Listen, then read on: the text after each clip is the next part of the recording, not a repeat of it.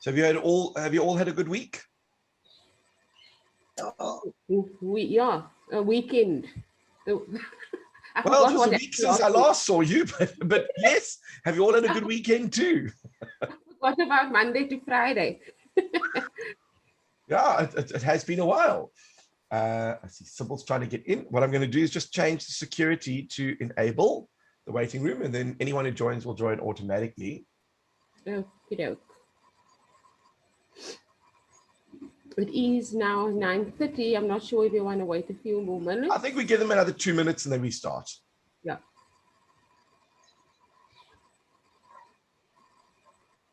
Please, can I ask you if you can push Facebook at some stage? We need our page to be a little bit more active, and that would really help if you could discuss that sometime. Not today, whenever you feel. No, that's a good point. So when you say you want to push Facebook, do most people have Facebook? We have 695 friends and that amount of followers. So there are people, and like my posts are reaching 100 to 200 people, but I need people to be active, to press the like button or put a comment or something. Like I've sent the Poppy Act disclaimer out, and like only 2 people have commented. So I need people to be active on our page if possible. Okay, sure. Thank you so much. Appreciate No problem. it. Let's see if I can find it. Is it just Cape Jewish Seniors? Cape Jewish Seniors CJSA. Got it. Here we go. Thank you. Let's just see. I have we tried liked to this make page. Yes, I am Thank you. following. Thank you. Maybe on that point, could you tell us how to connect up Facebook to the computer, and in fact also a WhatsApp to the computer, so that we can you can just. So Facebook on the computer, I mean, that's just a browser. You just have to sign into Facebook on facebook.com. It's not an app that you put on the computer. It's just a web page. And WhatsApp, I don't have it set up, but I can show you how to do it. It's very easy. So that's not a bad idea. I can add that to the list. I'll show you how to do Facebook and how to do WhatsApp on the computer. Let me make a note of that.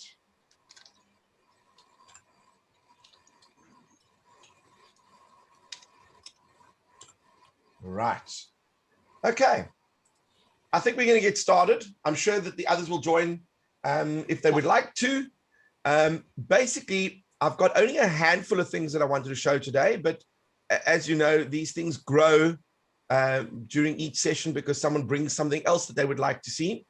And one of the requests that I had was, how do you fill out a PDF? It's a document that's not a Word document. It's a PDF document that someone emails to you, an attachment, and they say, please fill out the form and sign it. And now your only real choice at the moment is to print out the document, fill it out, scan it, and then email it back. Well, that's what you used to have as your option. I'm now going to show you an alternative. So what I'm going to do is I'm going to share my screen. Let's see if it works. Share screen. And I'm going to go into a PDF that I added to my own folder here. This is a PDF that was sent to me by myself. Here we go. It is an application for employment with the Republic of South Africa. And I chose this one because it's got a lot of difficult fields to fill in. So the first thing I want to say is that when you are editing a PDF, you mustn't edit it in a web browser. You've got to open up Adobe Acrobat Reader. So what I'm going to do is I'm going to close this down, close all tabs. Yes. And I'm going to show you that I have it downloaded on my PC. Sometimes they'll send you an email link to where you can open up the PDF. And when you open it, it opens it up in the browser so you can read it. So let me give you an example of what I mean. Where was the PDF example form?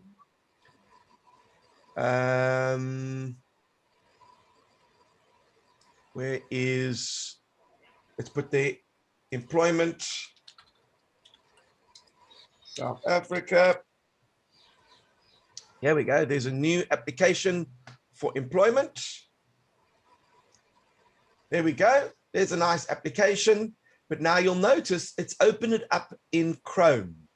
This is a web browser. I don't want to be able to do anything within the web browser because you don't have the same functionality.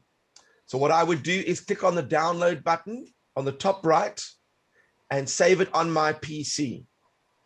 Once I've saved it on my PC, then I actually go into the folder on my PC where I've saved it.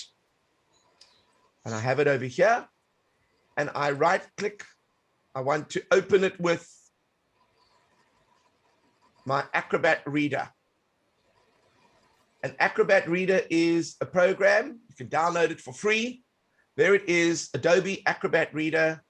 It's not the professional version, although I do have that one. This is just the free Acrobat Reader version that you can download from Adobe Acrobat. And in fact, see if I can find the link quickly. Download Adobe Acrobat Reader. Let's see what it says. There we go.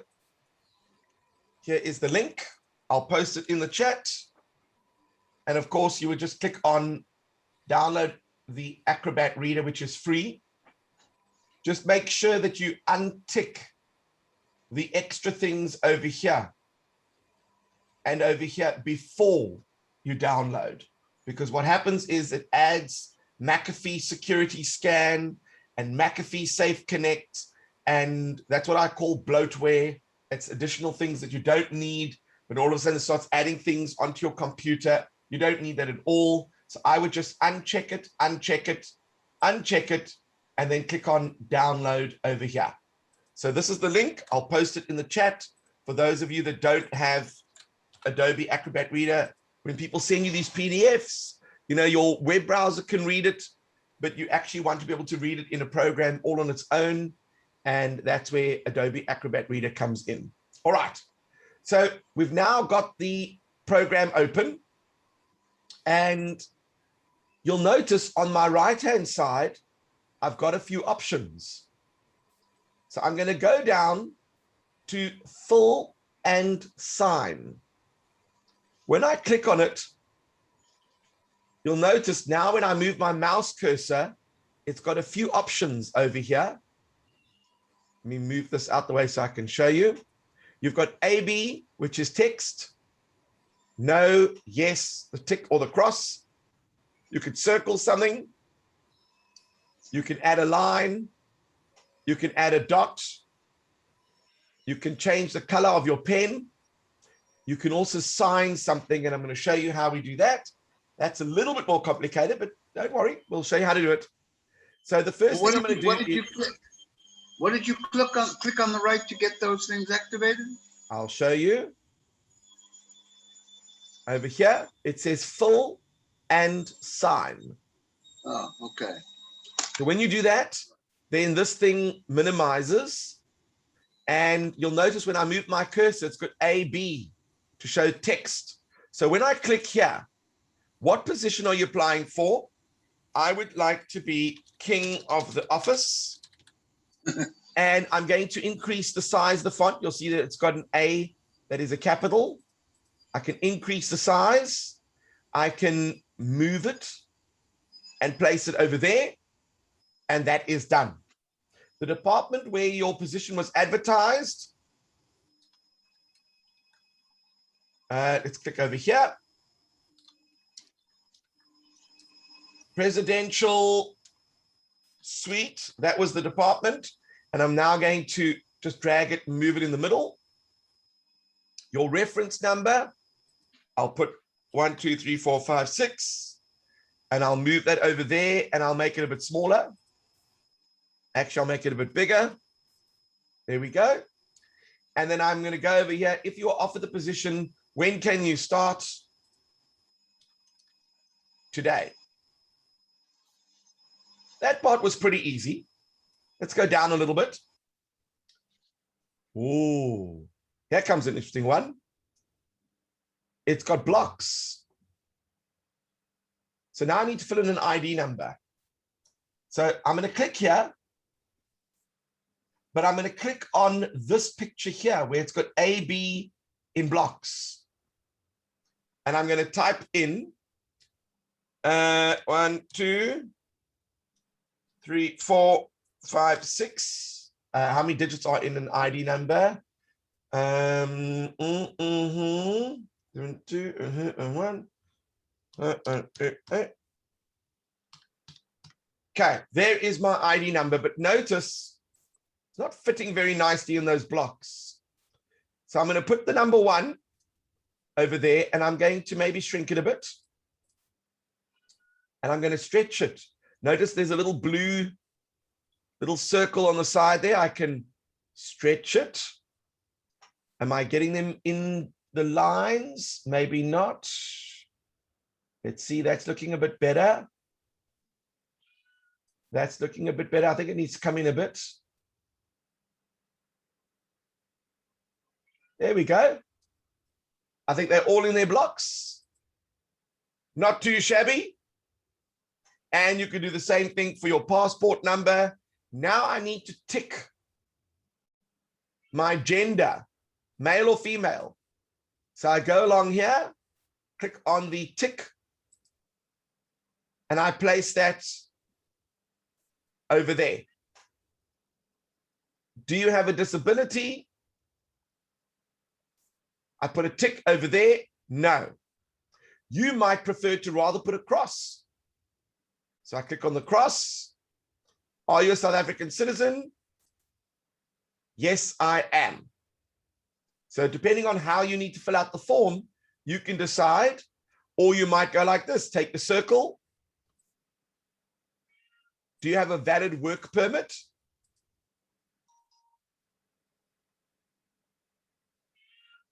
Yes. So you can highlight the things that you want, and you go through your form, filling out all the information that you need to fill in.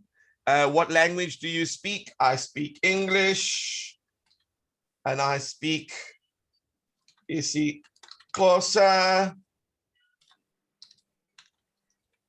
and I speak Swahili. Let me move that across a little bit. There we go.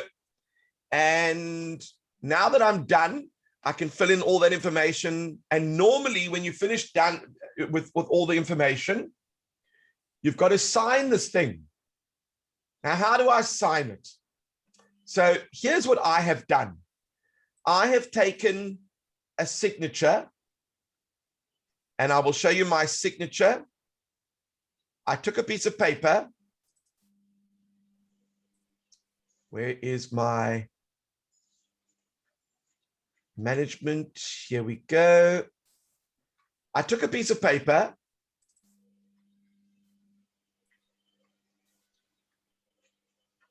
And where is my signature? Let's go to view, extra large icons. There we go. Here is my signature. I took a piece of paper, a white piece of paper, and I signed my signature on the piece of paper. And the problem is that when you are filling out a form and you are inserting this picture, it's going to put a white block with just your signature on it. And sometimes it looks like you've actually just pasted your signature on.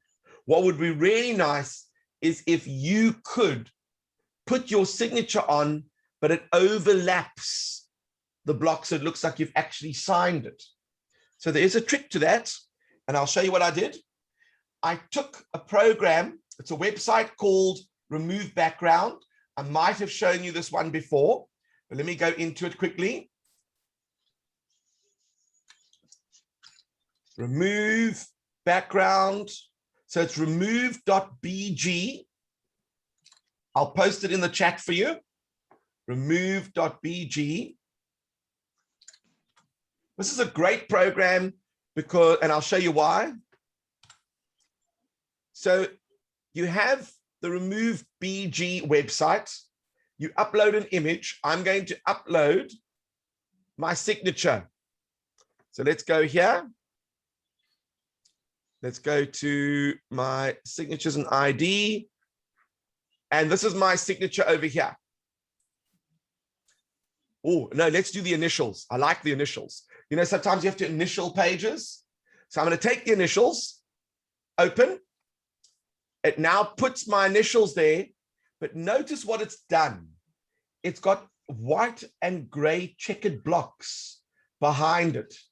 It's removed the background and only the writing remains.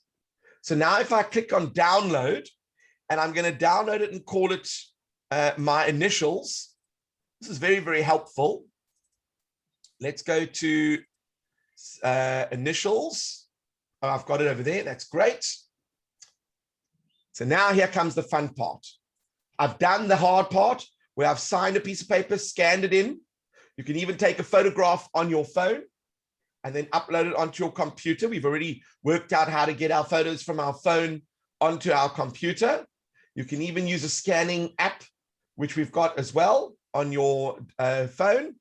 And then we go back into our Adobe, and it says you should be initialing every page.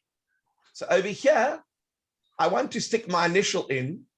So I'm going to click sign, add initials. Which image am I using? I'm going to use the one that I just got now. Let's have a look if I can find it. It was this one here. That's the one. Apply. So now I can stick my initials on that page. I can make it a bit smaller. There we go. I can go to the previous page. Over there, I can click on initials. I can go to the previous page. Oh, there were only 2 pages. All right. So I've initialed both pages. Now I need to sign. And all I do is I go click on sign. And here is my signature that I also removed the background with. I click on it. And now it's allowing me to put it where I want. I'm putting it there. I'm going to make it much bigger. Notice because it's got no background, it looks like I have signed it and placed the signature over their writing, which looks nice and authentic. Does that make sense? It does take a while to practice it. And of course, what happens is this thing over here, when you click on sign, it only gives you 2 things. So if you've got one for yourself and one for your wife and one for your sister, one for your auntie, you keep them in a folder and you just take out the one and then just add a new one, add someone else. You can actually draw it. So this one might allow me to sign. Let's see if it'll work.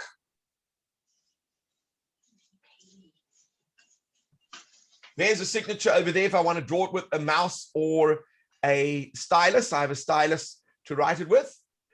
You could also type it. You could say, that's quite cool. Steve, I just typed Steve and it changed my style. Maybe I could choose that one if you prefer. Or you can obviously upload your actual image wherever you've saved the file. So once you are done, here comes the next important bit. I'm now going to save the file. So I'm going to go File, Save As, and I'm going to call it the approved Z83 Gazette from 6th of November 2020 completes for Steve. Then I know it's mine. So here comes the one issue. When you've signed something, watch what happens now. I'm going to close Adobe. I'm going to go back to the CJSA folder. I should have a new file there. This is the one that I just did right now. And if I open it up, King of the Office, whatever, and I think, oh no, you know what I need to do? I need to adjust this one. Look what happened. When I try to delete it, it puts a line through it. Because you can't take away what you've already put. So if you have completed the form, the reason why you save as is because you want to make sure that if you've made a mistake, you haven't written over the original form, and then you don't have that form again to make any corrections. So if I go to fill and sign, and I click over here, I can delete that. Maybe will it allow me to delete it? No, I can't seem to do anything with the ones that I've already done.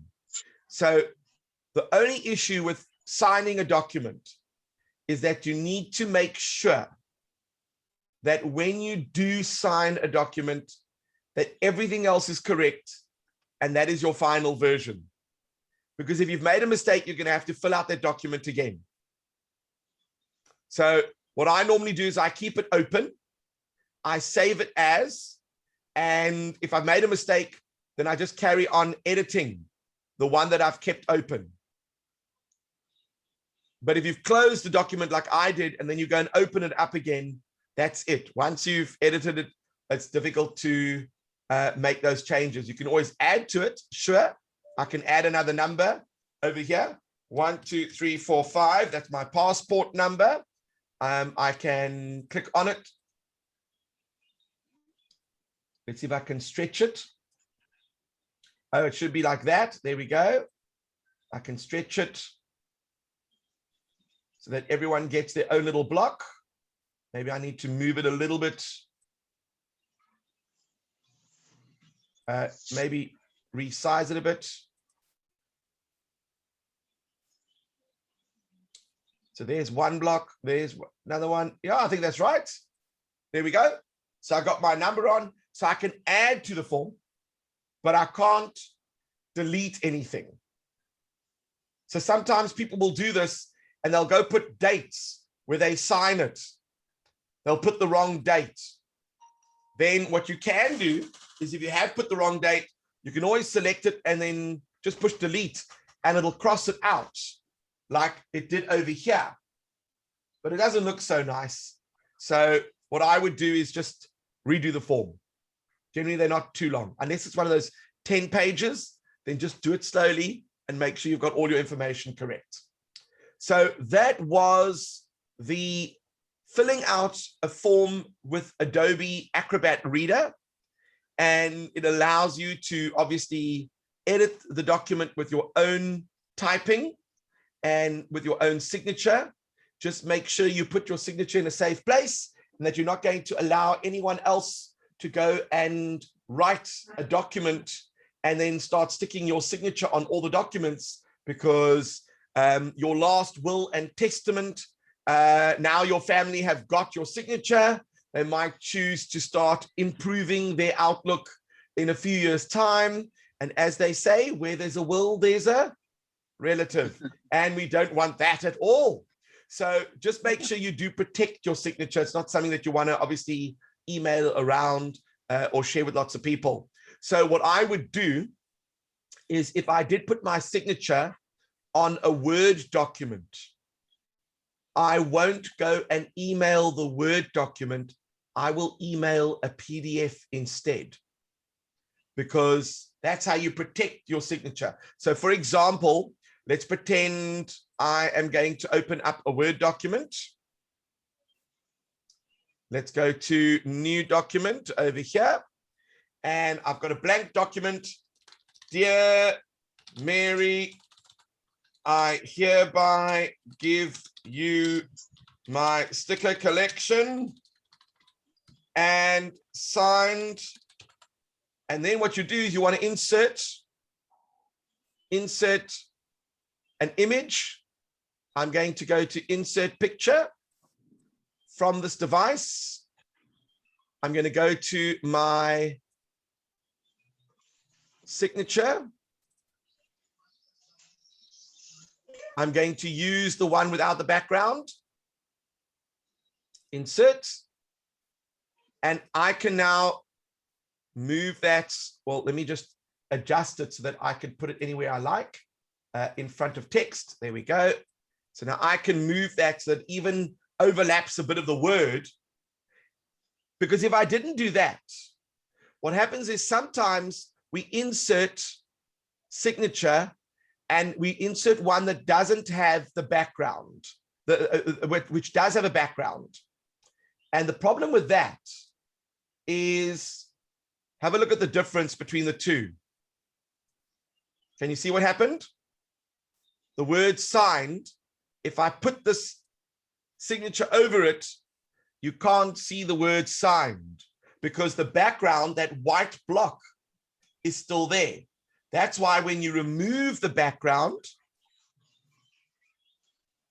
you can make your signature look a little bit more authentic. Hopefully that makes sense to you.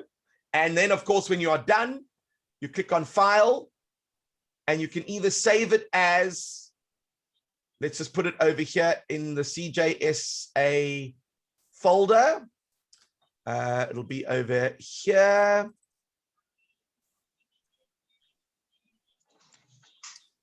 CJSA. And I'm going to call it not Dear Mary Word document. I'm going to change that to a PDF. And if I click on save, then it saves this as a PDF. And now no one is going to be able to then steal my signature because it's just a PDF. Although I've opened it up in Acrobat Reader Pro, you would normally use the Acrobat, the regular free version, and then you are not able to edit the documents. But if you've got Acrobat Reader Pro, you can edit the documents. All right. So that was Acrobat Reader, how to complete a form and how to sign it, and a little trick on what to do with your signature to take away the background to make it look a little bit more authentic. Are we all okay with that? Good. Can I ask a question? You can always ask questions. Yes. Yeah, I was just noticing, because in fact I was asked to put those signature on a particular document for some work I do, and but they discriminated between a digital signature and something else. I don't know. Is there? I don't know what there's two forms. There is. What does that okay, mean? I can show you. So when you are adding a signature, you can add, for example, a signature like this, or you can add a digital signature. And a digital signature looks something like this. I've got to just see if I can find it, because I don't normally use a digital signature. I'm in the pro version. Let me open it up in the free version. Here we go. Let's pretend this is the document. Open it with the Acrobat Reader. And here it is. And you've got, click here, you could sign it, obviously. But if you notice over here.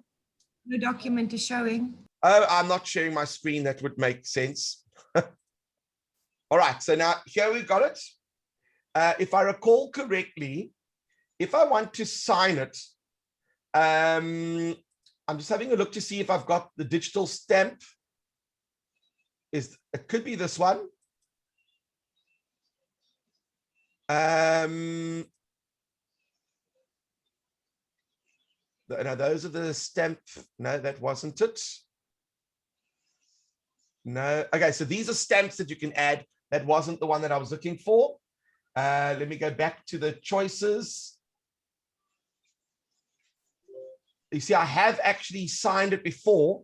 I'm just trying to work out which one it was. Was it under the sign one?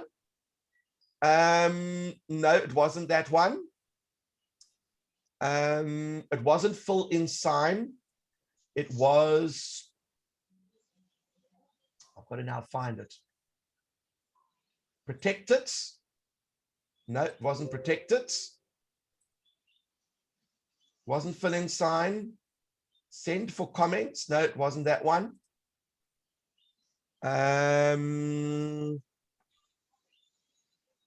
Certificates. Maybe that's it. Here we go. Certificates. So if you click on certificate, it's going to say, do you want to digitally sign this? So if I click on digitally sign, using your mouse, click and drag the area that you would like the signature to appear. So I'm going to click on OK. So I would like the signature to appear over here. And I've created a digital signature. You can always configure a new one, but I've created one and it's valid until the 15th of March, 2026. And when I click continue, it means it's digitally signed by me and I can lock the document after signing. So once I've done that, and I can even put a PIN code to protect the document. So when someone gets it, they know it is certified by me and they need a certain PIN code to open it. So that is the difference between a digital signature and the standard signature that you would use by adding it onto a document like this one. Does that make sense? Okay, but how do you create that thing? Do you have to create it? All right. Well, that's not a problem. That I can show you. So I go along to the more tools button on the bottom here. I go along and I look for certificates. I click on that one. I'm going to go to digitally sign. It says, where do you want to put the signature? I want to put it over here. So let me drag an area. That's where I want to put it. And if I want to configure a new one, I would click over here. Use a signature creation device, use a digital ID from a file, or create a new digital ID. I would click on that one or this one. I think this one, this one is connected to your computer. This one here, you're just going to create your own one. So I would go there to create a new one. Continue. Save this digital ID to a file or save it to Windows Certificate Store. So if you save it to the Windows Certificate Store, it means that if you've got a Microsoft account, then when people want to verify if that is your digital signature, they can always check. You can always just save it to a file on your PC. Continue. Then you put all your information in over here. And then once you are done, you click on continue and then you save it. And then that will add your digital signature onto the, well, that will save your digital signature like mine is over here. And it's a digital ID file, which I have on my PC in case I ever need to use it to verify. Well, if someone sends me a document and I send them one in return and I send them a digital file with my signature on, they will know that it's been verified with Adobe. But it's, I mean, it's most corporates might use that when they're sending documentation and contracts and things. But if you are just sending a regular email to someone with a PDF, you can just use insert your own signature, if that works for you. Does that make sense though, Ed? Yeah, thanks. You Awesome. also mentioned this signing things with a stylus. What did you mean by that? I don't. Okay, all right. I'm loving these questions. So when you have an iPad, it is touch screen. Some laptops are touch screen. Some people like me, we have something a little bit fancier. It's one of these things. It's a little tablet. And what you do is you take this tablet, and then when you write on it, then it moves the mouse. But if I've got actual text, so let me show you. I'll go to a Word document. Here's a Word document. If I start writing, I can sign, I can actually do whatever I like. I can click over here and I can lasso all of that. Then I can delete it. So this allows me to write. So when I'm teaching a lesson online, I find that it's much easier to explain, right? We have 2 bags. Each bag is 4 kilograms. And here is my scale. So if I was weighing it, that's much easier to do than using a mouse to try and draw the same thing. So if I'm trying to now draw with a mouse, it's not as easy. I find that using a pen is easier for me. Not everyone has that. But what I can say is that if you've got, for example, a mouse, an iPad, or even a cell phone. Most cell phones are touch screen. So you can go out and buy yourself a stylus. A stylus is basically a pen without the nib. Instead, it's got a little rubber tip, and you can write on a digital screen as if you've got a pen. I was just telling someone recently, I'll see if I can find it quickly. If you go on Take-A-Lot, let's just see if they've got them there in Take-A-Lot. If I type in stylus,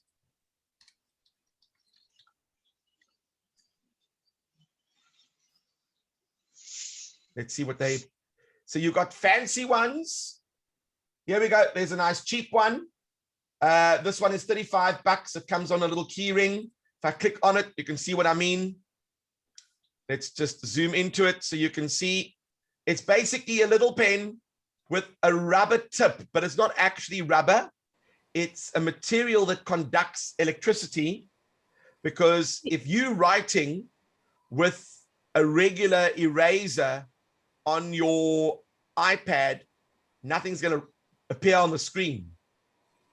But if you're going to write with your finger, it will work. You could also write with tinfoil, but you don't want to scratch your screen.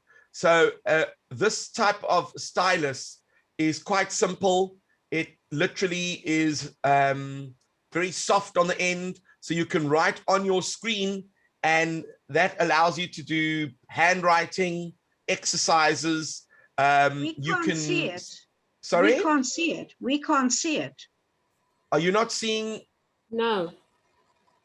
That's odd. I was sharing the screen. Let's try it again. Let me share this particular one. Can you see it now? Oh, there. Yeah. So you'll see it's a small little pen. It's about half the size of a regular pen, but it's got a rubber tip, special rubber tip. That's just one example. And these ones are 35 Rand, so they're not that expensive. If I go back, let me have a look to see if there were any others. I'm going to just make sure that I'm sharing. Can you see the range of options? Yes. Oh, good. Okay. So this one is a little bit fancier. This one is 87 Rand. And if I click on it, it's got lots of good reviews. What is so special about it? Let's find out. It's a stylus. That's it. But it's the size of an actual pen. So if I zoom in, let me just quickly share my screen and zoom in on that one. It's obviously larger, and people use it to write on their iPads or on their phones. And, you know, for example, if you prefer to have a pen as opposed to using your finger to write with, which is quite a nightmare, you'll find that a stylus is very helpful. So a stylus, so what some people do is they will use, let's say, Microsoft Word or Microsoft or Google Docs. They'll open it up on their iPad and it'll be the same document they're working on their computer, and then they can actually handwrite notes inside the document if they want to. Because remember, with Google Docs, you can open up on any device you like. So if you happen to have an iPad or a cell phone, you can even write little notes with a stylus in that document. It's not an expensive tool, and it can be useful for those people who prefer to do handwriting. Anything else? No? Okay. So then we can go on to our next thing that I want to show you. Let's see what we were going to do today. This is something that's very interesting. A lot of people will tell me that I introduced them to Google Docs, and that's great, but there's one tiny problem. And I asked them, what is the problem? They say, well, you know, I've got a Google Doc open. I'm typing CJSA recipe book, and I want to change the font. And I looked over here, and it's only got like a few fonts. I mean, can you make something a little bit more exciting than that? So the good news is, if you take a look where you are adding the font, if you click on the little down arrow on top, it says more fonts. So if you click on that, you can go and pick from a very large list of fonts. You can add extra ones. They've got script ones. They've got, let's go to the script ones. Let's go to, oh, they've even got Hebrew. Here we go. You can choose Hebrew fonts if you wanted to. That one looks nice and formal. So let's add that in. I've done that. What do they call it? Let's go to my fonts. And I remember seeing it over here somewhere. Did it start with an A? No. What was it? Let's go back there quickly. What did I, all scripts? Where was the Hebrew? Let's choose Aleph. That should be easy to find. And okay. Right, so now if I go over here and I click this and I change it to Aleph, did it work? Where's Aleph? Oh no, that's Arial. Aleph. That's not changing my stuff to Hebrew. Oh, maybe you have to actually type in Hebrew to put it there. That might explain it. So if you've got a Hebrew text, you could change the Hebrew font with those particular fonts. Let me have a look here to see if I can, maybe I can dictate this document on my phone. Should we test it? Let's open up Google Docs on my phone. You see now, if I open up Google Docs on my phone, I've got an untitled doc. I'll just call it CJSA recipe book. And I believe this could be it.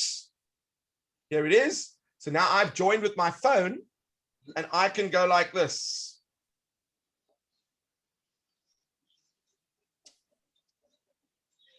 So if I type in hi, you can see I'm editing from my phone.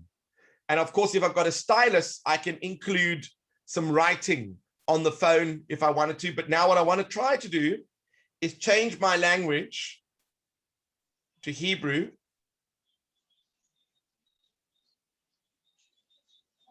Boker Tov Kulam. It just said almost. Let's try it again. Let's close that, delete that. Let's try it again.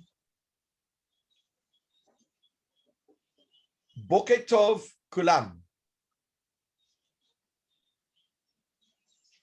Okay, so I was able to speak in Hebrew. It typed it in Hebrew for me.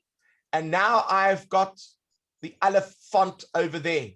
And that allows me to then obviously change the style which is quite useful. So if I chose another Hebrew script, let's choose another one. Let's go to more fonts, all scripts, Hebrew. Let's go to Bell Affair. Okay. There we go. I changed it to Bell Affair. And I can make it a bit bigger so you can see. That was the Bell Affair script. If I click over here to more fonts, go to Hebrew again, and I want to choose it to Quarantina. There, it's changed to Quarantina. So I can change the font if it is in Hebrew. But of course, my keyboard over here is English, so we don't want to confuse that. But it allows you to change fonts in your Google Docs, Google Sheets, whatever you're using in Google. So that was just a little short exercise. The next thing I want to show you is a fun little game, and then we're going to go on to something quite exciting. This game, I don't know if we did it last time. Did we play Scribbly.io last time? No. All right, so Scribbly.io, I'll put the link in the chat. But before I put the link there, let me first open it up, and then I'll show you what you need to do. I'm going to go to, when I go to Scribbly.io, this is what I see on my screen. You can either play against a bunch of people or create a private room. I'm creating a private room. Now that I have the room, 3 rounds, 80 seconds to draw. The language will be English. I can add a whole bunch of Yiddish words. I can add a whole bunch of Afrikaans words. I can add a whole bunch of anything I like. But let's pretend we leave it up to the game to choose its own words. I then click on invite friends. So now this is the part I'm going to do. I'm going to click on copy. And I'm going to add this in the chat. So if any of you would like to join the game, you can. Just choose a name and a little avatar. And as soon as someone joins, I'll see you pop up under players.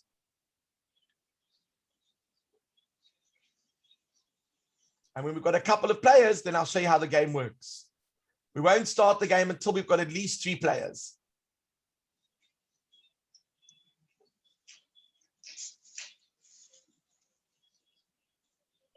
Right, Rebecca is in.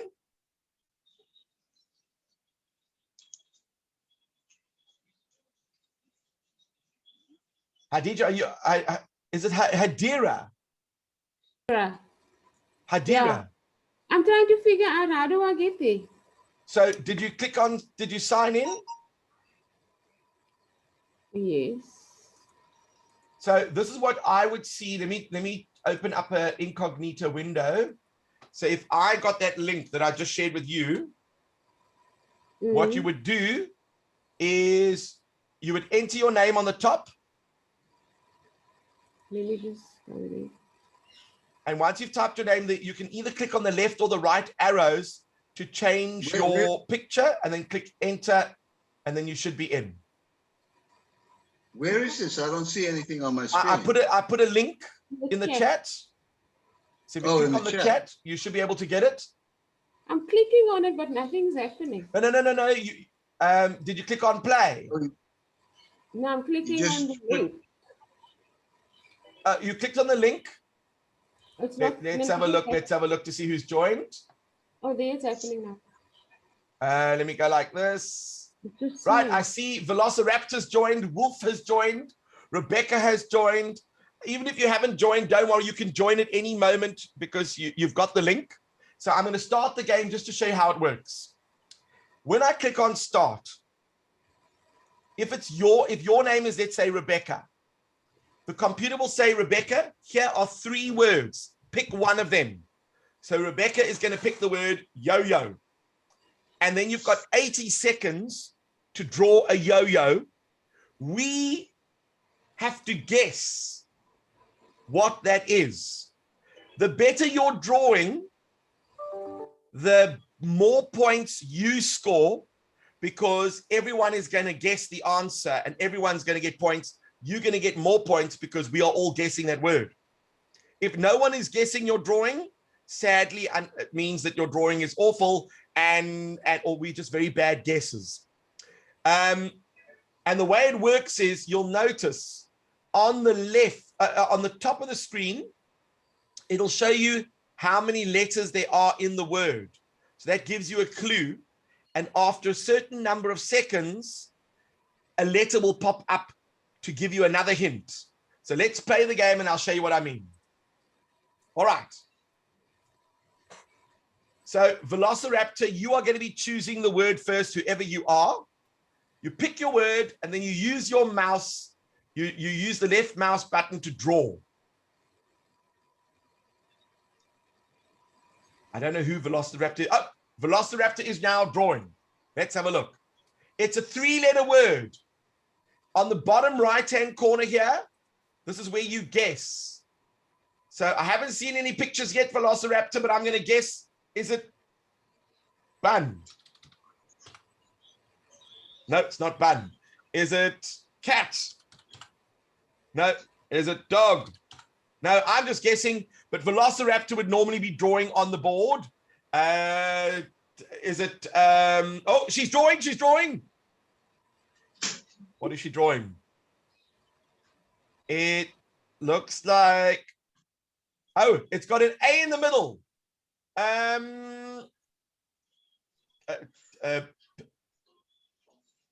What is she drawing? Is it a pan? No.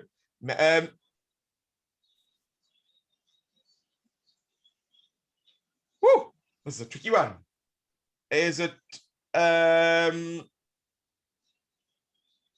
when it starts getting close to the time, you'll hear the ticking. Is it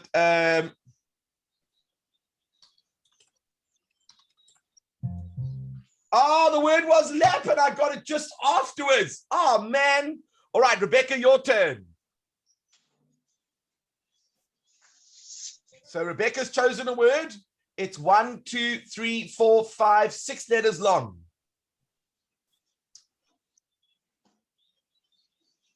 Ooh.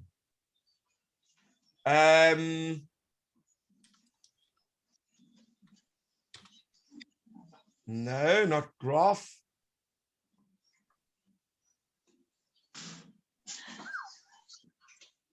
Oh, hold on.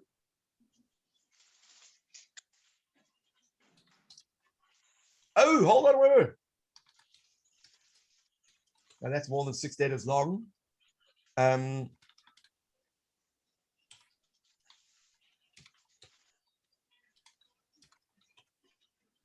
No. Arrows. Oh, there's an L towards the end. Oh, I know what it is. Icicle. Yeah, but I'm trying to spell it. I got it. So as soon as you type it in, come on, Velociraptor, you can do this. We know it's icicle. You've got a couple of seconds. Oh, it was icicle. So I believe it's my turn to draw. Let's see. Yes. Oh boy, mine is hard. Okay, let's go.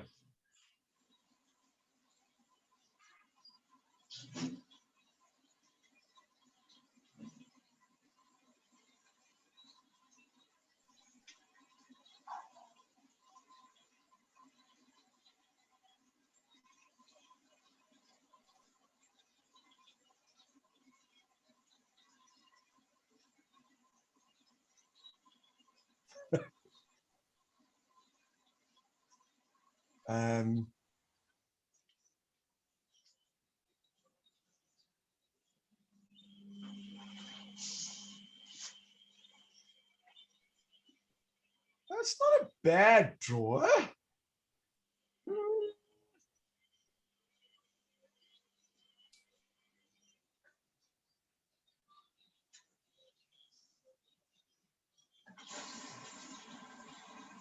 If I don't know what this I could be. know, and it's funny because when you're playing these games, you think that you're drawing something that everyone else will understand. Yes. To you, it seems so obvious. Oh. Oh, someone got it. And it was treadmill. I thought it was not a bad picture, but you see, this is the one thing when you're playing a game like this, it gets very addictive and you can stay on and then you get frustrated.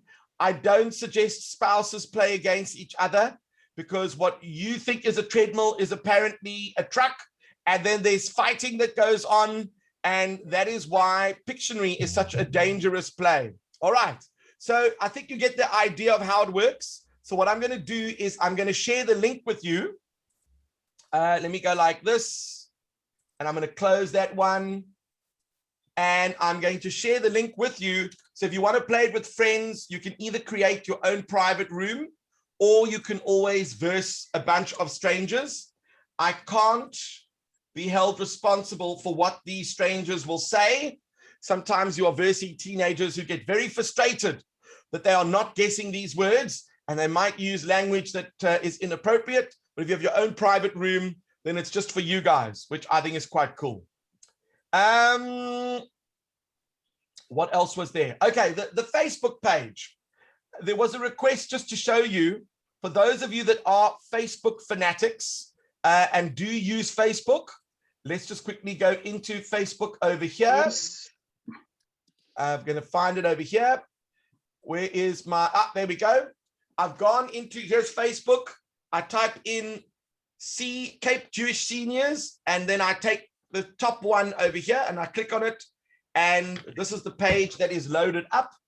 It says here, for example, that I am going to be giving a presentation, and there is the link. And then, of course, there are Shabbat Shalom messages and stuff like that. There was a message here about the Popia law, and it just means that all Facebook groups need to adhere to the regulations surrounding the act. Do you want to take part in this group or not? So if you just click on like, there we go, I've liked it. Facebook has this algorithm that the more people that like it, the more it appears on your page. It also tells them that you're still alive. So sometimes they do appreciate a little bit of a reminder that you are out there. Some delicious recipes there from Berkey's. And there are lots of cool things that are happening over here that you can always find out. What is interesting is that under events, if I click on events, I don't see any upcoming events. So you could always add events over here. They don't have to be a Yiddish song festival. It can just be a class. And then that will remind members of this group that there is an event coming up as well. So if you want to, you can explore that and add events to your Facebook page. Just makes it a little bit more interactive. Because the last one I see here is last year, the 23rd of August, Survival and Revival of Yiddish in the 21st Century. All right, there was one thing I was going to show you, but it takes quite a bit of time. What it is essentially a quiz platform that you as Cape Jewish Seniors can host a fun quiz. And I do want to show you how it works. And I do want to show you how to make your own as well, because it could be a lot of fun as, you know, when you finish off an event, let's say a talk on computer skills, then you can have a quick quiz to see who actually can remember stuff from the quiz. Maybe you're doing a Yiddish festival and you want to have a couple of Yiddish terms to see if people can guess them. It really is a fun interactive quiz platform, and I do want to show you. But there was one last question that someone asked. Ed, I think you asked about WhatsApp. Yeah. Is that correct? All How right. do you So, put that stuff on the computer? all right. So I'm going to just type in WhatsApp web. So you can download the WhatsApp app onto your phone, onto your desktop. But you can also use WhatsApp web. and it says to use WhatsApp on your computer, open WhatsApp on your phone. So I'm going to go along to my phone. I'm going to open up WhatsApp. And then it says, go to menu, settings, and then select WhatsApp web. So now I've got to find WhatsApp web. I didn't see it over here. Maybe it's under account. No, I don't see it on account. Let's go to notifications. No, you see, I might be using an older version. Storage. No, I'm not seeing it here. Interesting. I don't see WhatsApp web over here on mine. So then what you'd need to do is actually download the desktop app on your PC. And what normally would happen is, depending on what phone you've got, if you scan this code, then what would happen is that it takes a picture of that code. And when that happens, it allows you to, maybe I can take, let me try a QR code and see if that works. Okay, I've scanned the data. No, that didn't help me. So you actually need to use, you actually need to have this feature on your app. I don't have it on my app. But if you've got the actual program, if you go back over here, there is WhatsApp download. Here we go. You can download WhatsApp onto your PC. I'll put the link here. And then it allows you to have a computer version of WhatsApp on your PC, but your computer and your phone need to be together. You probably could send emails, messages from your computer and from your WhatsApp if the two are apart. But I've always believed that it's very dangerous to leave your computer unattended and your WhatsApps and everything are available for all to see.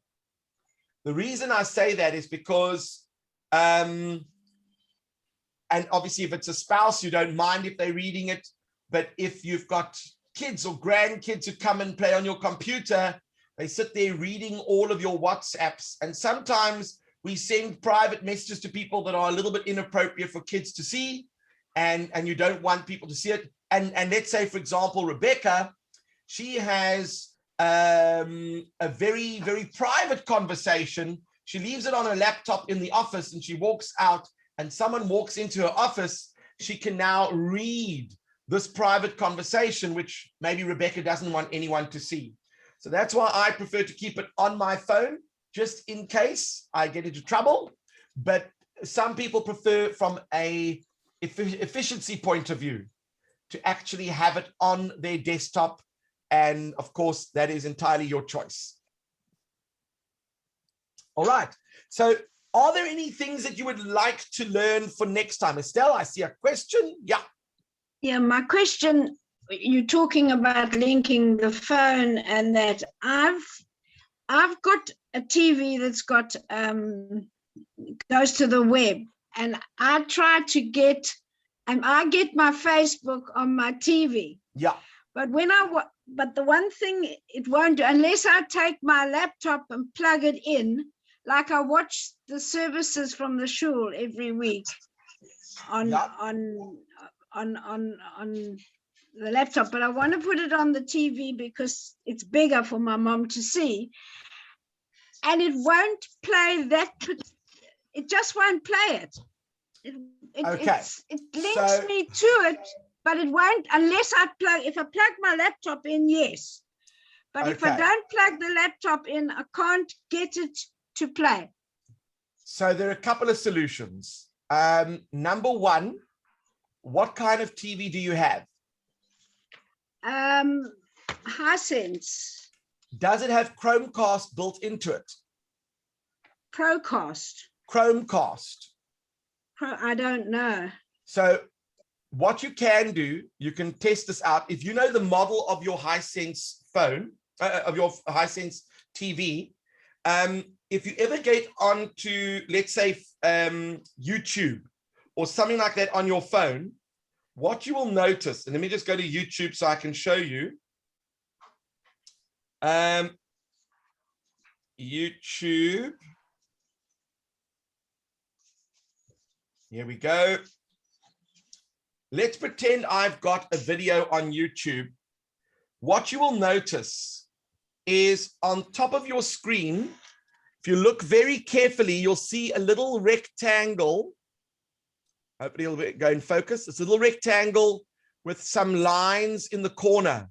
Yes. Okay, that allows you to cast or to screen share whatever's on your phone onto your TV. The newer TVs allow you to do that. Otherwise, people have got, for example, that My TV thing that I was talking about that you plug into the back of your TV, that allows you to Chromecast. I'm assuming you've got an Android phone. Yes. Yeah. Yes. So an Android phone, whenever you put on, let's say you've got a YouTube link that they've sent to you on your phone or on your email, and you get your emails on your phone, you can then play that video and then send that video straight to your TV, and your TV will play whatever's on your phone on the TV. So Okay. if you can let me know what model number you have for your TV, I'll be able to tell you if you can Chromecast. Okay. And then I can obviously talk you through Chromecasting and show you how to do that. So for example, my TV is an older TV, but I've added a Google Chromecast device. It's a little device that you plug into the back of your TV. And then what happens is I go to Netflix on my phone and I just push cast, and whatever's on my phone gets sent onto the TV, and I can view everything on the TV. So a lot of people who've got the older versions of TVs that are not smart TVs, you can turn them into smart TVs using a little media box or a Chromecast or a Fire Stick or a Media Stick. These are all new little devices that you plug into the back of your TV, and it allows you to share the image of your phone on the actual TV. So hopefully that will help you. I can even share my phone screen on the actual TV. So I can go through my phone as if I was sharing it on the screen with you. And that's quite helpful for me. The other thing I wanted to ask you is, when you show us things, I understand them when you're saying them. When you go to do them yourself, it's another story. Absolutely. And that's the best part, that you're going to experiment and you're going to say, I failed, I couldn't get it right. Where did I go wrong? And that's when I'm happy to help you. Well, At the end of the day, you know, it's okay to not get it right. There are many times where I get it wrong. And then I just, you know, find interesting and creative ways of working it out. You know the book creator? Yes. I managed to get my photo onto my phone, but it won't let me paste it into the book. You got your photo onto the phone?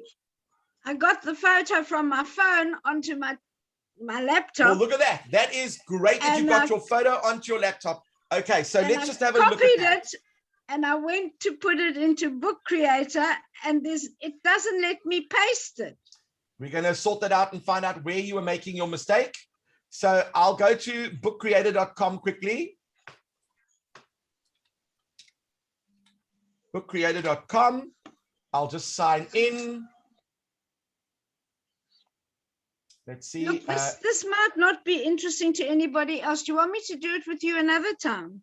It'll take 2 seconds to show you. I'm just going to sign in and show you what the issue was, and then we can work out why it wasn't adding your picture. Okay, so here is the Book Creator. Let's choose this book over here. And I want to edit the book. So let's go to next page. I want to add a picture onto this page. What did you do to add a picture? I copied it. I copied the picture from No. So you click on plus. You now want to add, you want to go to import. And you're going to search for your image. Where do you have it? It's on your computer. So you go to files. You choose the picture that you want to add. Let's choose this one. Click over there. It's uploading it. And in a couple of seconds, it should be there. I could just resize it while it's loading. And there it is. I'll just make it a bit smaller. There we go. So you can easily add the picture, but you've got to import it. You can't copy it and paste it onto it. Okay, thank you. I'll try that. Thanks very much. No, but you see, this is what it's all about. If you ask questions, then at least we could try and resolve those issues. I see, Ed, you've got a burning question too. No, I just didn't quite get what how you did that so fast. I just didn't get all of the. Oh, okay. So what I did was I went into my book. These are my books over here. Where is chose this. Wait a minute, where is that? Where's This books? is in bookcreator.com. We did a session on Book Creator. Were you there for that one? I'm not sure. Okay, so bookcreator.com is an app that allows you to make your own books. And I was just saying, for example, this is the book that I was demonstrating. And I was showing that you can add your own pictures and text. You click over here, you can write in it. You can add text. You can even record. You can even have a voice message.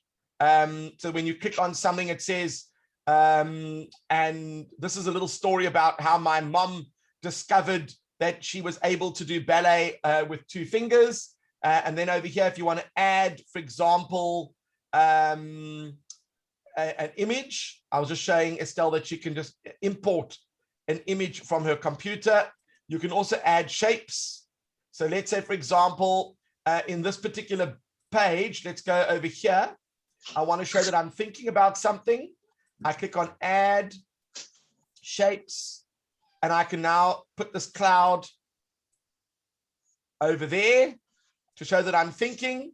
And then I can add text. And it'll say, what is this all about? And there's my text. What is this all about? So you can create your own books. You can add texts. And I was just showing people that if you go to the main page, if you go to the libraries over here, you can have a look at what other people are doing. So if I go to Discover and I go to high school, maybe these are better quality.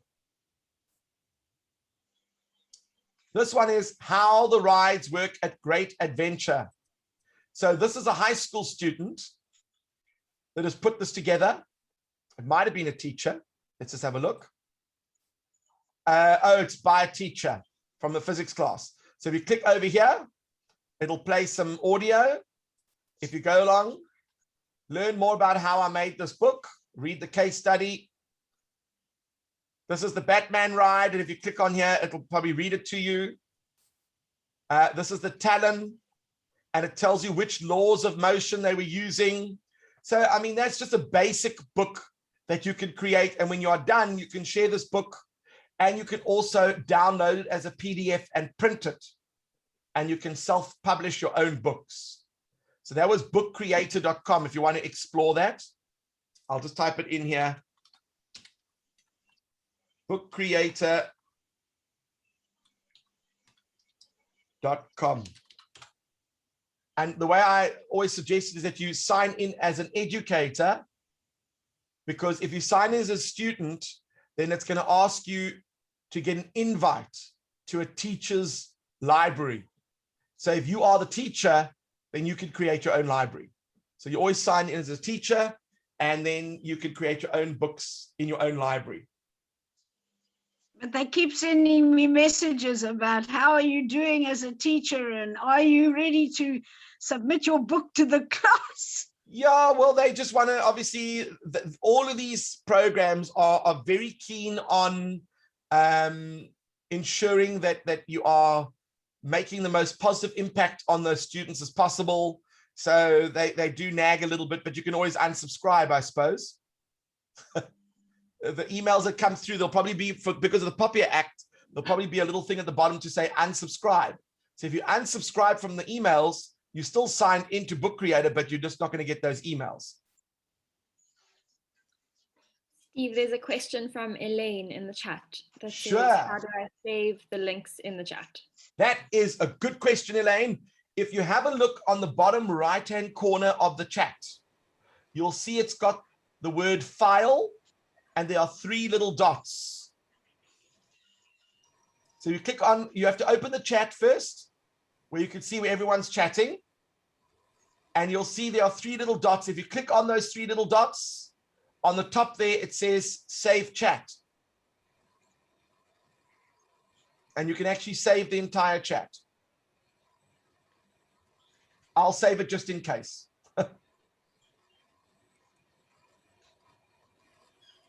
Did that help, Elaine?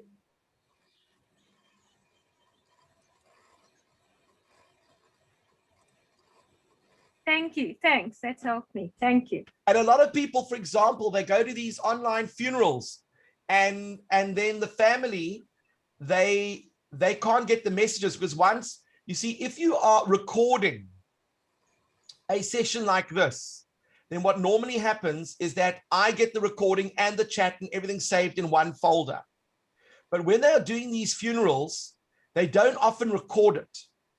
And if they're not recording it, then they lose the chat afterwards. So I always tell them, just ask someone to click on the 3 dots at the end, click on save chat, and then you've got everyone's messages saved in the chat. So that should help some of you. All right, so that was today's session. Next week, we are going to play a little bit of a quiz. So be prepared to get a little bit competitive. The theme will be the 40s, the 50s, and the 60s. So we'll see how well you remember things from the 40s, the 50s, and the 60s. There'll be cultural knowledge that people that are over the age of 50 would know. And if we are younger than 50, then we might struggle to recall some of these pieces of information. Your advantage is that at least you have a memory. Some of the people might remember what those things were, but they just can't remember the words. So it should be a very interesting game. And then I'm going to show you how to make one of these quizzes. And I firmly believe that this is going to become a new tool for you guys to use as a session where people can join in for a weekly quiz or a monthly quiz on general knowledge or on the news at the moment or something like that. It really is a cool tool. So I will introduce that to you next week. All right. And that was our session for today. Thank you so much, Steve. Thank you for the most informative Thanks a lot. session. Thank you. You're welcome. Have a good week.